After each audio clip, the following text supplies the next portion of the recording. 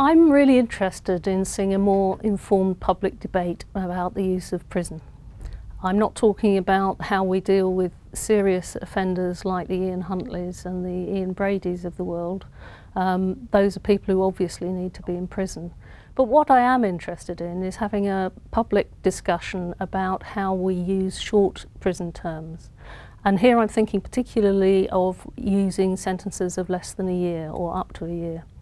And the reason that I'm concerned about that is that that makes up over half of all sentences delivered each year, and it constitutes about 50,000, 54,000 people going into prison.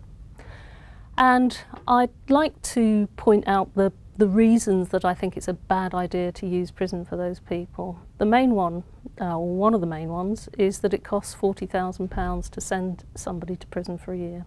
And it costs £4,000 or thereabouts to give them a probation order.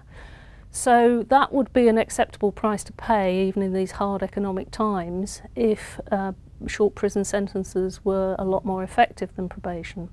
But the latest study, which has done a like-for-like comparison of people sent to prison and put on probation, shows that probation is about 7% more effective in terms of reducing reconviction.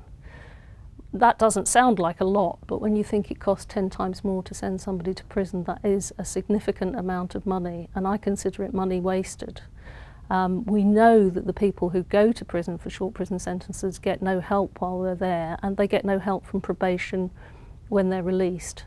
They can't get help inside because they're there for too short a period of time, and they don't get help on release because only people who are serving a sentence of over a year get help from the probation service.